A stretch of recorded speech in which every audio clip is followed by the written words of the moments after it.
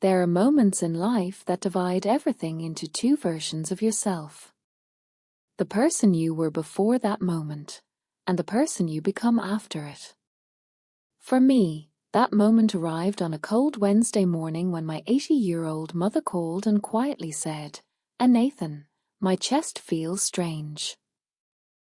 My name is Nathan Carter. I'm 55 years old. I coach youth baseball on weekends, and for most of my life, I believed being a good husband meant avoiding conflict. I believed keeping the peace was the same as having peace. It took one phone call to prove how wrong I was. My mother, Eleanor Carter, was never a dramatic woman. She was the kind of person who built love through ordinary actions. She packed lunches long after I was old enough to make my own. She sat awake until she heard my car pull into the driveway every night. She showed up for every important moment without ever asking for recognition. 10 years ago, when my father passed away, she somehow stayed strong. She sold one of their cars to pay funeral expenses without telling anyone.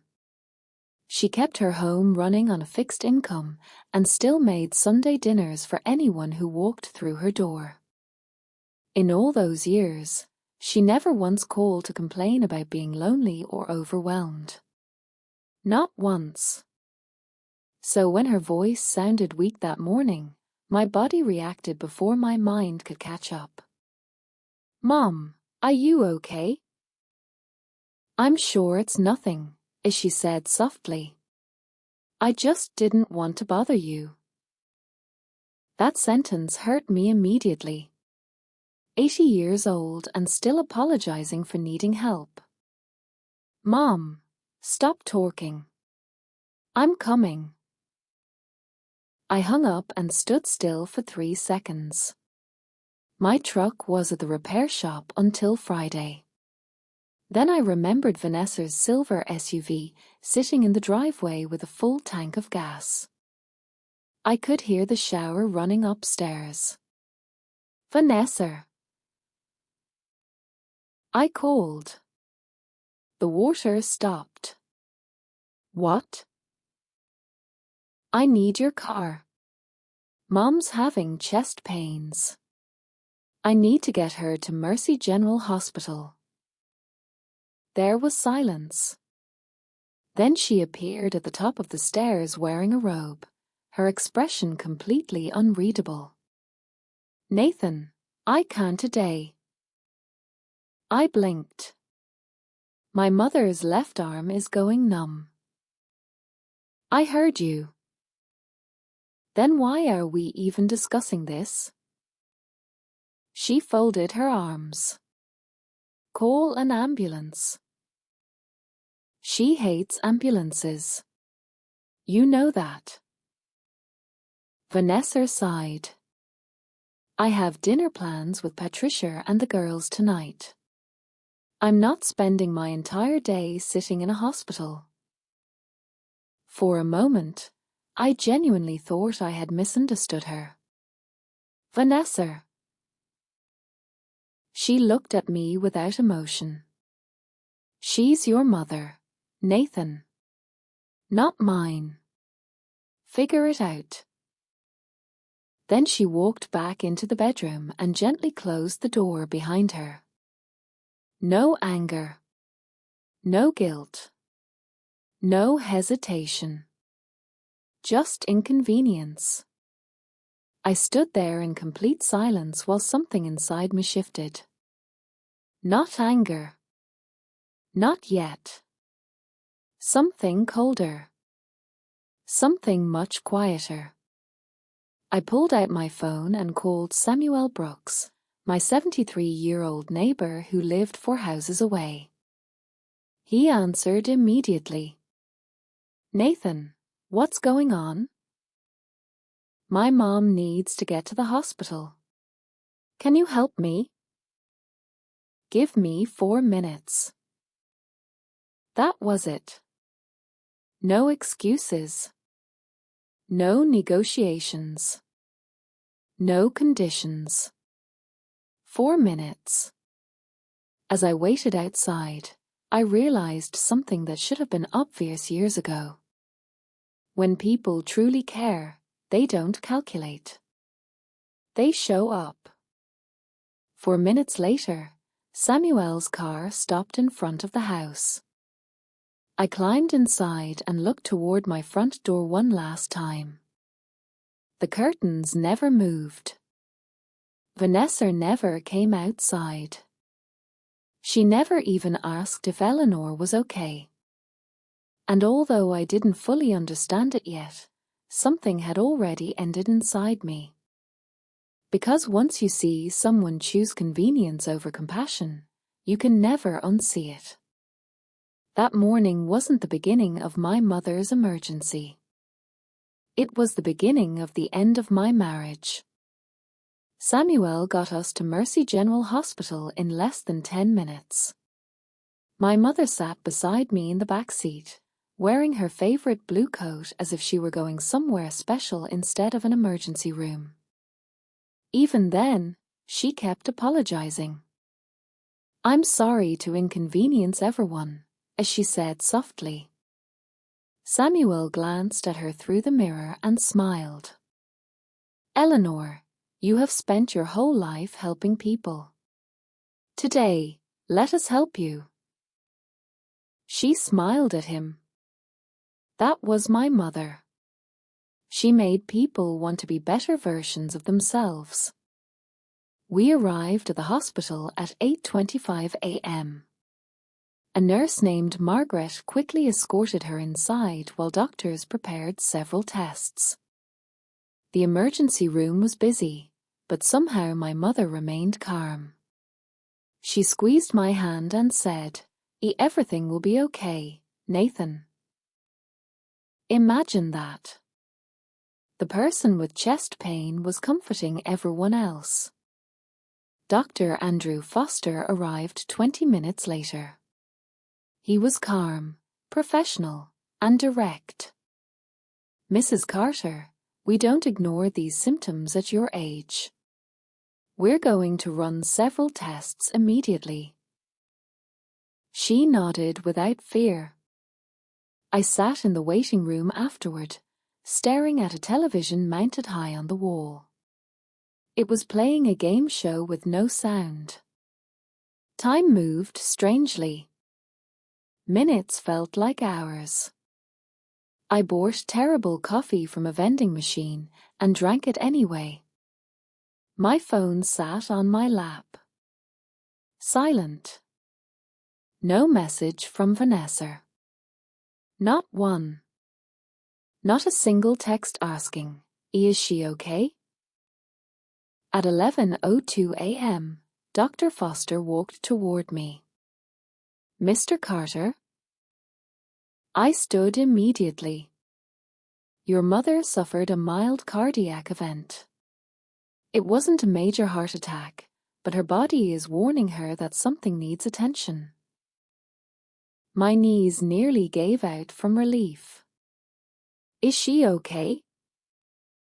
"She'll be fine, but we're keeping her overnight for observation." I exhaled slowly. Thank God. When I entered her room 20 minutes later, she smiled. "You came." 2 simple words. 2 words that somehow carried 80 years of love. I sat beside her bed. "Mom, I'll always come." She touched my cheek the same way she did when I was a child. "I know." Those words stayed with me. I know. Because for 80 years she had been showing up for others, and she expected nothing in return except honesty. I stayed there all afternoon. We watched television. She beat me twice at a word game she invented on the spot. Even lying in a hospital bed, she was still sharper than me. Around 4 o'clock, she looked at me differently. "Nathan." Yeah, Mom? Vanessa didn't come. It wasn't a question. I hesitated. She had dinner plans. My mother looked toward the window. The afternoon sunlight painted golden colors across the city skyline. She stayed quiet for a very long time. Then she spoke. She went to dinner. Again, not a question. A statement. Simple. Accurate. She wasn't angry. She wasn't disappointed. Something else had entered the room entirely. Clarity. I suddenly realized this wasn't the first time Vanessa had failed to show up. This was simply the first time I could no longer excuse it. For years, I had explained her behavior. She's tired. She's busy. She's stressed. She's distracted. But every excuse eventually expires. And mine had just run out. Mum reached for my hand again. Nathan. Yeah. People tell you who they are. Eventually, you have to believe them. I swallowed hard. Because deep down, I already did. On the drive home with Samuel later that evening, I stared out the window in silence. The world looked exactly the same. The same streets. The same houses. The same traffic.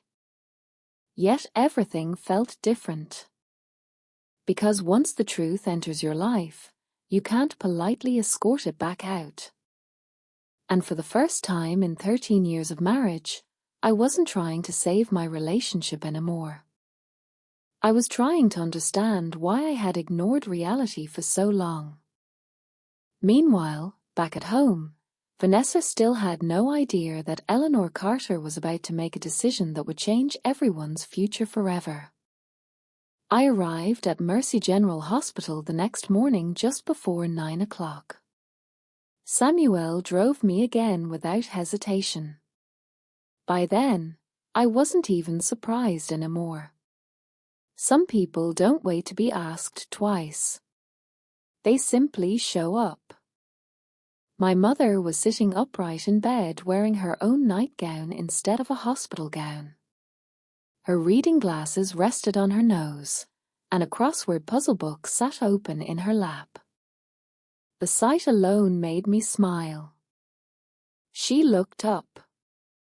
7 letters, as she said. I blinked. What? Betray. I froze for half a second. Then she smiled. For the crossword, Nathan. I laughed harder than I had in days.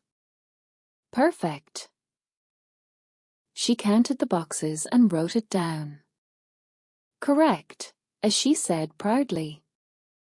We spent the next hour talking about simple things. Weather. Baseball. Neighborhood gossip.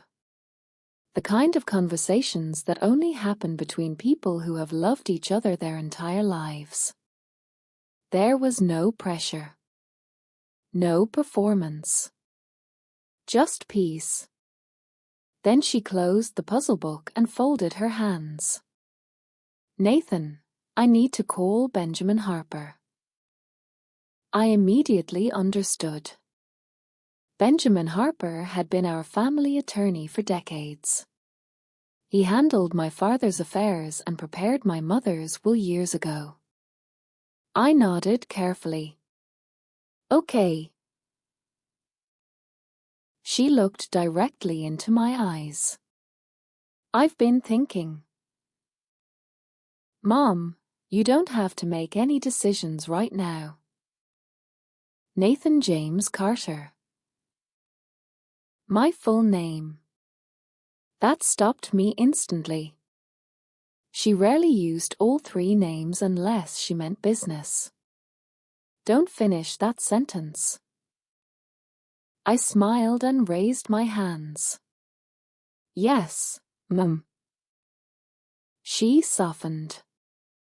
Your father and I worked our entire lives to build something meaningful.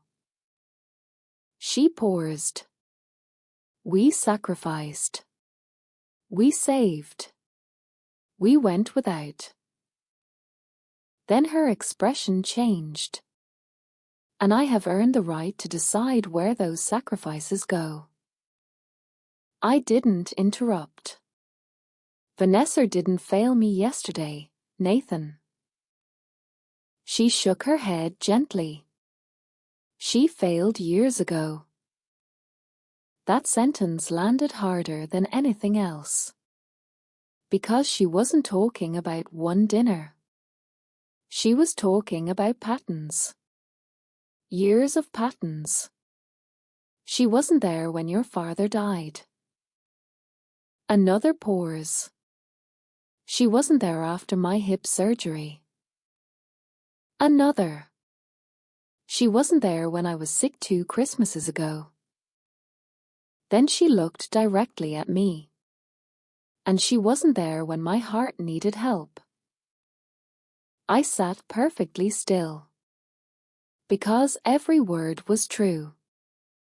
I had simply been protecting a reality that didn't exist.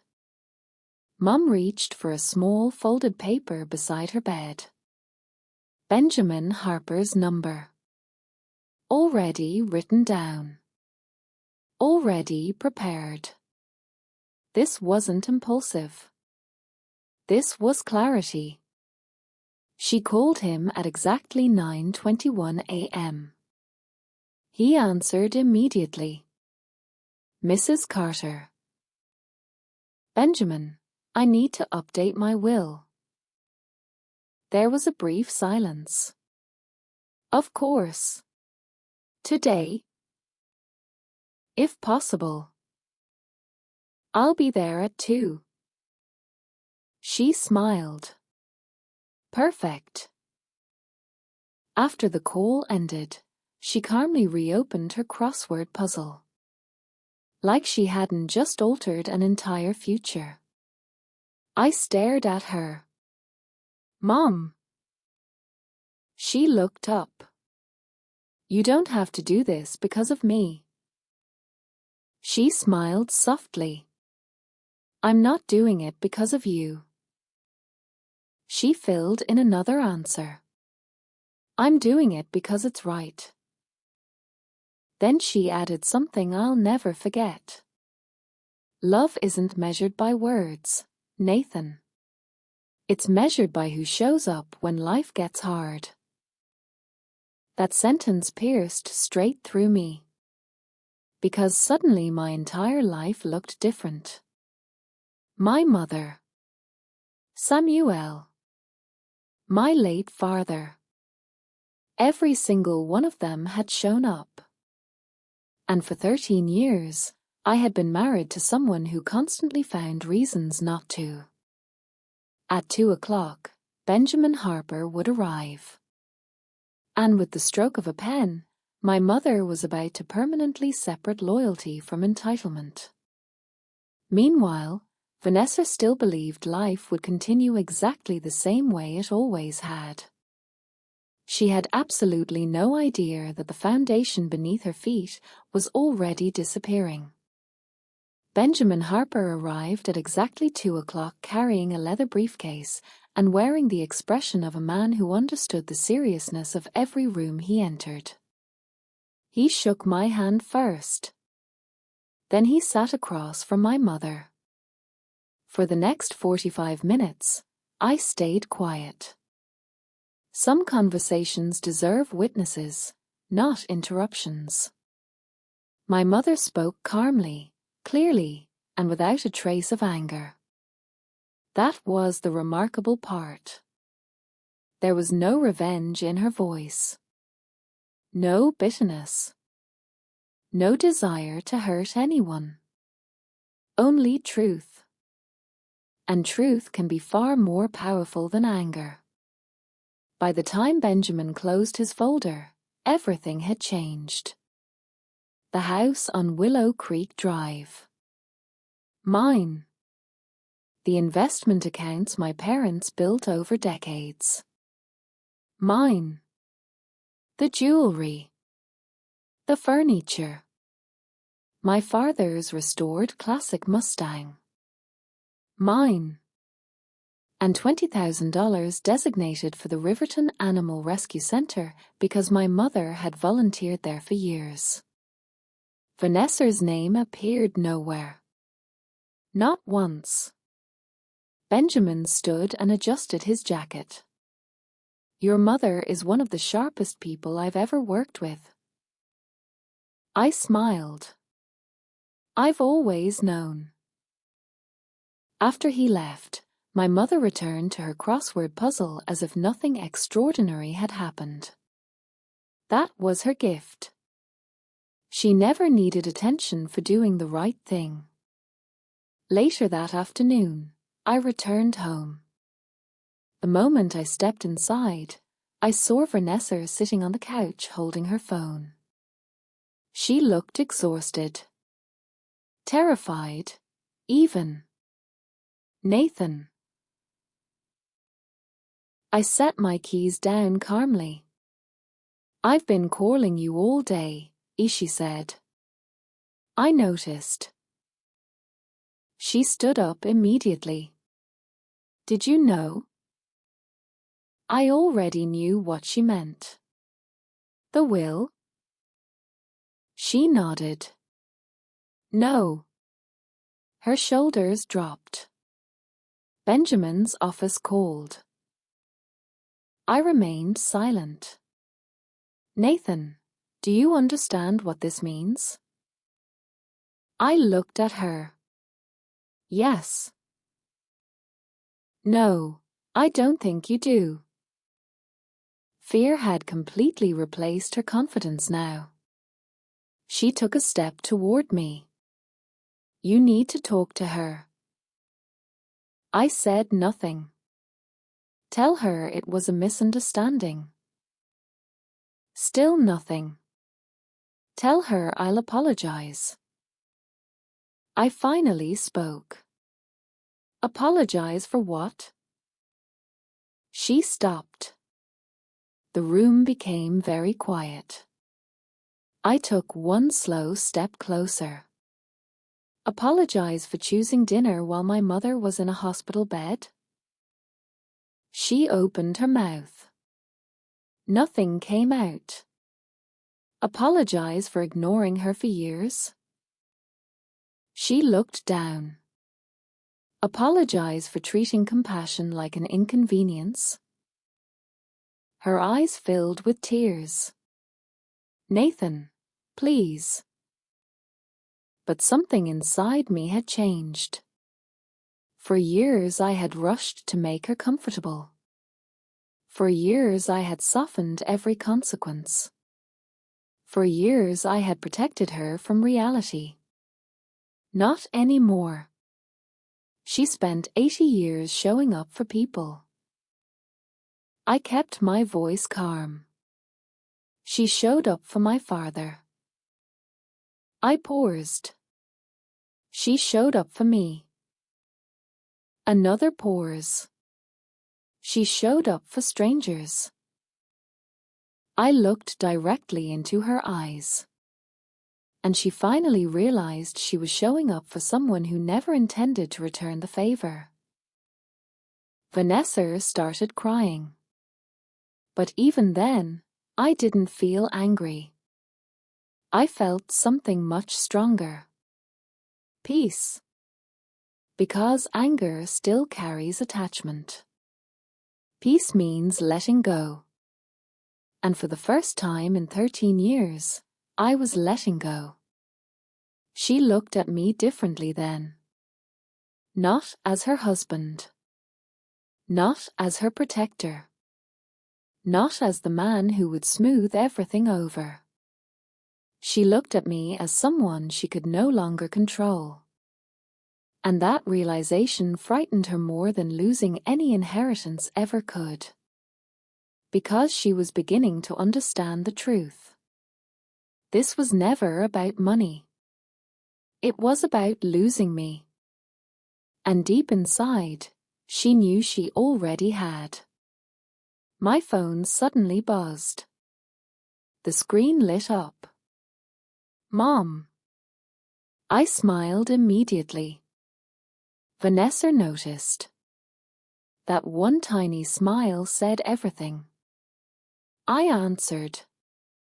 Hi, Mom. Are you coming for tea? I'll be there soon. Good, as she said warmly. Drive safely, baby. I hung up. Vanessa stared at me. And in that moment, she finally saw the difference between obligation and genuine love. One is demanded. The other is freely given. I picked up my keys and walked toward the front door. I stood at the front door with my keys in my hand and realized something that should have been obvious years ago. Love should never feel like an obligation. It should feel like home. For 13 years, I had confused endurance with commitment. I told myself that every marriage had difficult seasons. I convinced myself that compromise meant constantly sacrificing my own needs. But compromise only works when two people are building something together. I had been building alone. I looked back one final time. Vanessa was still standing in the living room holding her phone. Her eyes were swollen from crying, but for once, I wasn't rushing to fix anything. Because some lessons cannot be taught. They have to be lived. Nathan, as she said quietly. I stopped. Can we talk? I studied her face. The fear was real. The regret was real. But regret arrives after choices have already been made. And consequences don't disappear simply because someone finally understands them. We can talk, I said calmly. Just not today. Her shoulders dropped. You're leaving? I nodded. I'm going to my mother's house. She looked down. When are you coming back? That question sat between us for several seconds. For years, I would have answered immediately. For years, I would have reassured her. For years, I would have protected her from uncertainty. Not today. I don't know. And for the first time in a very long time, that answer felt honest. I walked outside. The cold Riverton air hit my face, and I took a deep breath. It felt different somehow. Cleaner. Lighter. Almost peaceful. I drove straight to Willow Creek Drive. When I arrived, the porch light was already on even though the sun hadn't fully set. My mother was waiting by the window. She always waited. I walked inside and found her sitting at the kitchen table with 2 cups of tea already prepared. She smiled. I knew you'd come. I smiled back. You always know. She laughed softly. That's my job. I sat across from her. For a while, we said nothing. The refrigerator hummed. The clock ticked. A car passed outside. Simple sounds. Ordinary sounds. But suddenly, they felt precious. Because life isn't built from grand moments. It's built from thousands of tiny ones that people choose to share with each other. Mom looked at me. Do you know what your father used to say? I smiled. What? He used to say that character is revealed during inconvenience. I laughed. That sounds exactly like him. She nodded. People are kind when it's easy. But real love shows itself when life becomes uncomfortable. I looked down at my tea.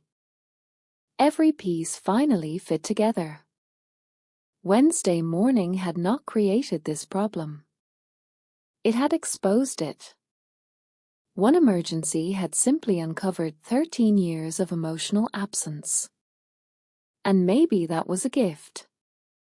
Painful, but still a gift. Because sometimes life removes your excuses before it removes your opportunities. Mum reached across the table and covered my hand with hers. You deserve to be loved the way you love others, Nathan. My throat tightened. I'm 55 years old. She smiled. So? I laughed. That's your answer? Of course. She squeezed my hand. 55 isn't too late for anything. That sentence settled deep inside me. Because she was right. It wasn't too late. Not too late to choose peace. Not too late to choose honesty. Not too late to choose myself. And definitely not too late to stop living a life that no longer felt like my own. Outside, the wind moved through the trees. Inside, my mother smiled over her cup of tea.